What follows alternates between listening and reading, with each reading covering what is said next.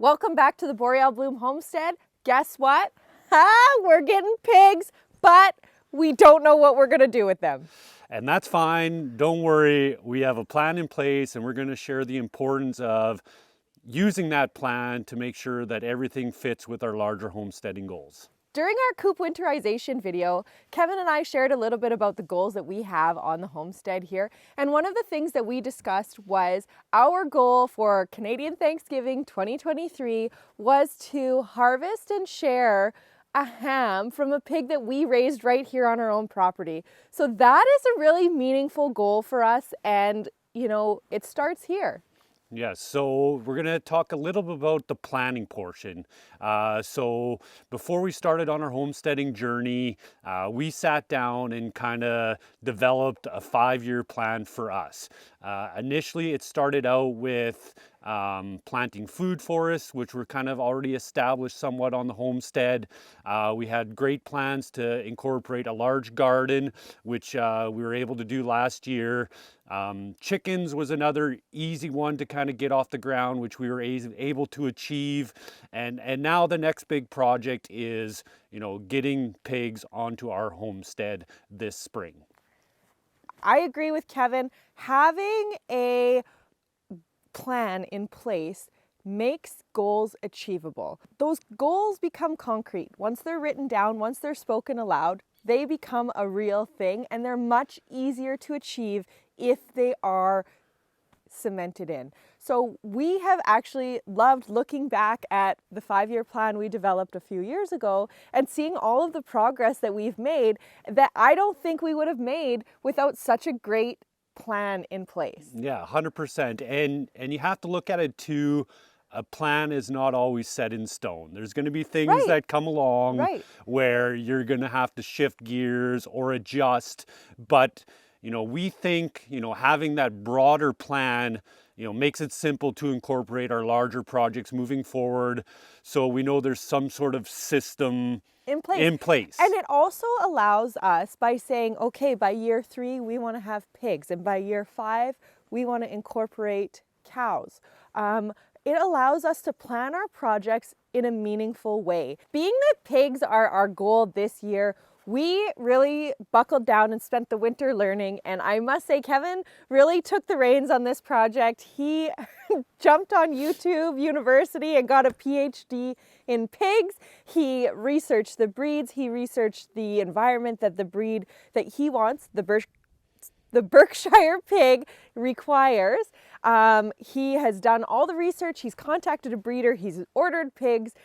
So we've decided to go with 2 castrated male or barrow Berkshire pigs. And that's what we'll be adding to the homestead this year. With the research that I've done over the winter, the underlying story from everybody that I was watching or looking into was start small.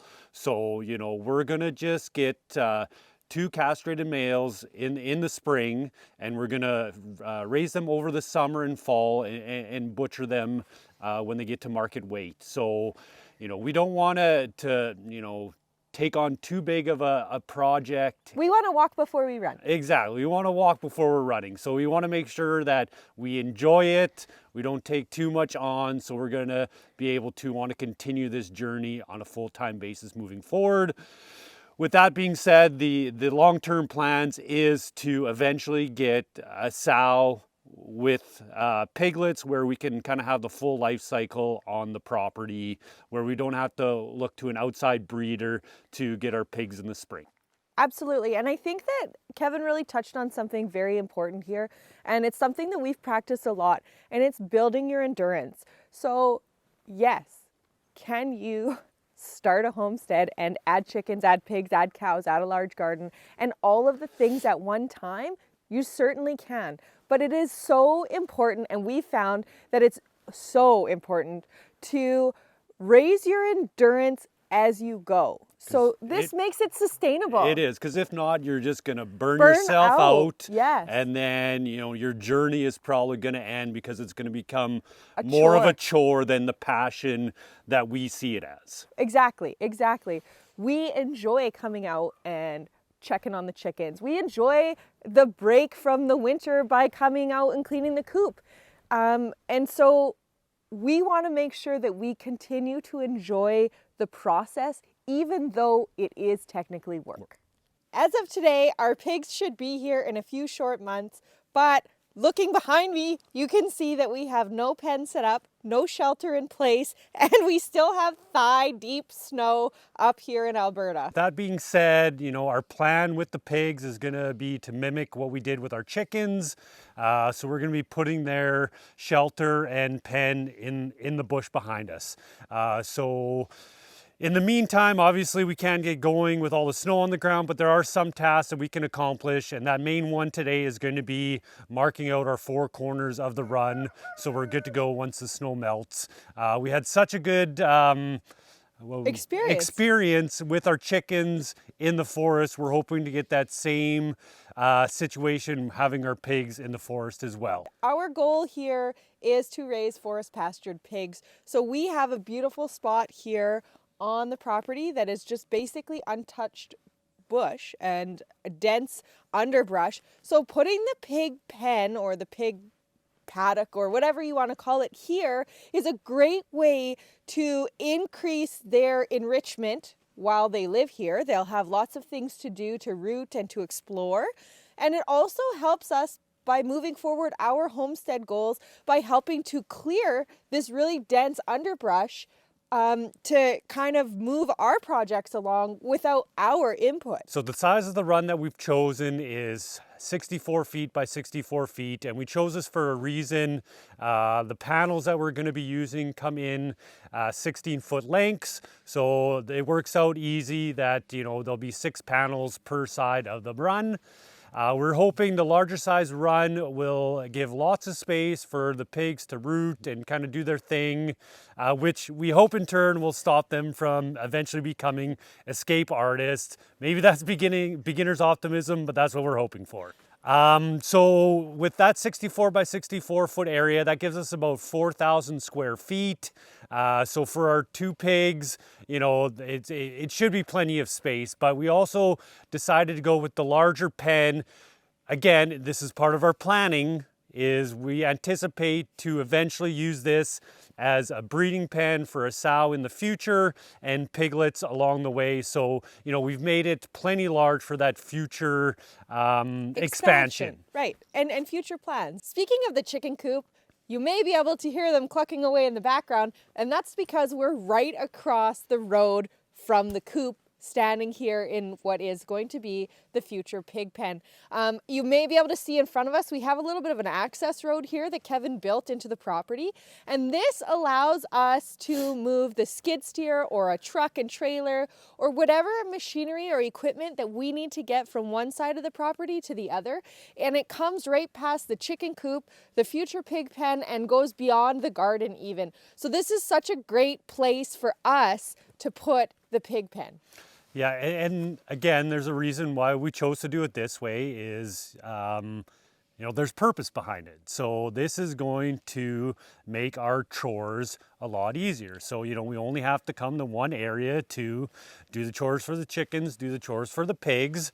And again, it aligns with our future goals where, you know, we've decided that eventually we're going to bring power over this area along with a future water hydrant. And it, again, once that's in place, it'll make this, you know, a very accessible area with all the amenities that we need to, like I said, keep our livestock healthy and happy. Another bonus to having the pig pen located here is that it's a really short walk to the garden from here. So this makes it easy for me to bring in garden scraps to feed to my pigs as well as my chickens. We absolutely loved having the chickens located close to the garden last year because it was really easy to toss in some carrot tops for them or to harvest a little bit of chard and bring it over to them. So the same will be true to the pigs. And actually, in our development plan here, we've decided that due to the curve of the road, we actually will have a small piece of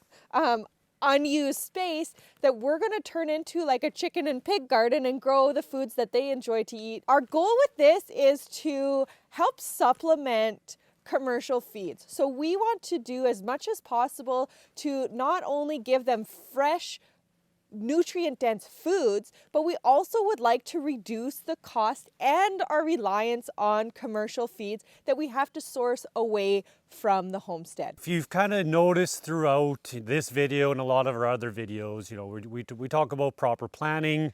So on our homestead, the principles that we like to utilize, you know, goes back to permaculture design. So I'm not sure how familiar, you know, people may be with that, but permaculture design and principles, you know, you usually break down your homestead into different zones that range from 0, which is kind of the home base of the home, all the way out to kind of zone 5. Ali will go into a little bit of detail about these different zones to kind of talk about how each one's functions and goes along with each other.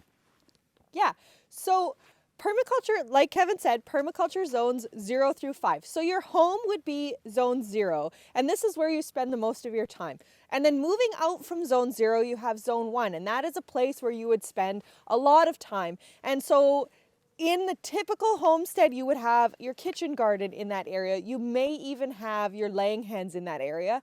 Due to the layout of our property, our food forest, our chickens, and our garden are actually all located in zone 2, but the line is kind of blurry. Zone 3 is more of your grazing land, croplands, areas where you don't have to go on a daily basis. Right. That's where areas the kind that of need less input from you. So they're located further away from your home, which makes sense. If you don't have to go as often, you don't need it to be very close. Zone 4 is, you know, wilder areas. So areas where you harvest wood or forage for wild berries. That would be zone 4. And zone 5 is the far reaches of your property. So zone 5 is basically a wild ecosystem that doesn't have any human intervention. Yes, yeah, exactly. So what the purpose of zone 5 is, you know, you would go out there and you would look and kind of observe that zone and try to mimic that into your homestead, because the whole point of permaculture is to mimic the nature zones around. Right. Mother Nature knows what she's doing. So by allowing a zone that you just let Mother Nature do the right thing by her, it gives you a place to watch and observe how she's doing it and wonder and copy it and say, well, this works here. I can take this, tweak it, and make it work over here as well. You'll be happy to know that the planning is finally done, but now we have to get down to doing. With today being March 4th and the pigs arriving near the end of May, it only gives us about 3 months to get things done. You might think that's a lot of time in between, but in reality, it isn't when you factor in, you know, our lives kind of moving forward on a daily basis. So, you know, I work away from the homestead full time. Ali works on the homestead full time in a different capacity, working on her food blog. And we have 2 kids, 20 chickens, and we still like to retain a little bit of a social life when we can. Like, so, is that a thing when you're a homesteader? Yeah, I don't know. We get out sometimes. In anticipation of that and our eventual time crunch, we have to get started even though there's snow on the ground. So our first step is going to be marking out the corners of the pig pen. And you know what? Actually, a couple of weeks ago, Kevin and I got our boots on and we went trudging through the bush. Years. Right now? No, it's too far. You're too far in now. It's a little late, yeah. It's like knee-deep snow. No. High snow. I know. Break through. I know.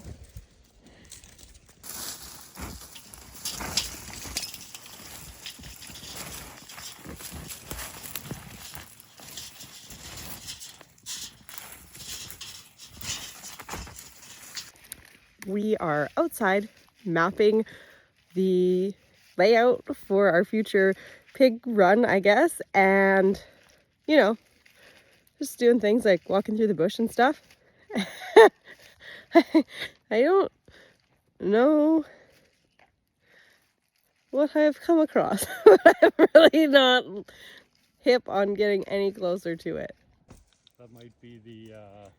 There's like a track going into it. And then it looks like the upside down.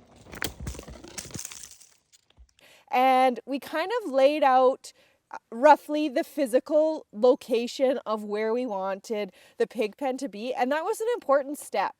Yes, so, we marked out the general area, but once we did that, we realized that there was a couple larger trees kind of in that area. So we just shuffled it a couple feet to allow those to stay in place, which will leave kind of an overstory and give shade to the pigs. The plan with the pig pen is to ensure that the front face of the pig pen is square to the chicken coop. Once we have the front face marked, then we're gonna break out Ali's favorite tools, the string line and squares, and off that main front line that we've got, we'll run the sides back into the bush and eventually get the back done. Yeah, I have to say, I hate the string line and the square, but it's a necessary evil. You'll see in future videos that we share chronicling this project that we're going to do our best to match this pig pen with the chicken coop that's straight across the road. Our plan is to borrow elements from that design to create a cohesive look. So one of the things that we'll be doing is we're going to clad the pig shelter in the same tin colors and trims as the chicken coop has, as well as the front face of the pig pen will feature 4x4 posts and 2x6 wooden stringers along the front. The main difference between the two is that we use 1 inch by 1 inch hardware cloth on the chicken run, and we'll be using cattle panels in the pig pen. You might be wondering why we're going to all this extra effort when we know that this can be done in a simpler way. Although we don't look like it.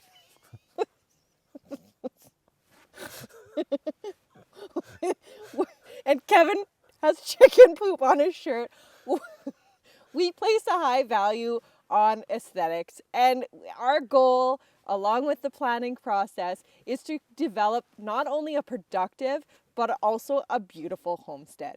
Anybody familiar with pigs will realize that most of the time a pig pen will be made with T-posts and the panels around it. So once we get the front face complete and we start going into the bush behind us, we will transition from the wood posts and go into a T-post design to finish off the rest of the run.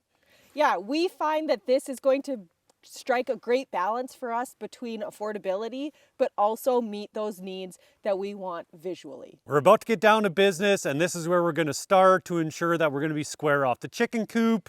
We're going to utilize the post on this side. We're going to run our tape measure from there 30 feet across to put our first post in. Then we're going to come to the post on the other side, measure that same 30 feet out, put a post in. Then we can use those two posts to run our string line across to make sure that we are square to the chicken coop. And then we'll continue moving forward and get these 4 corners marked, and then it'll be ready to roll.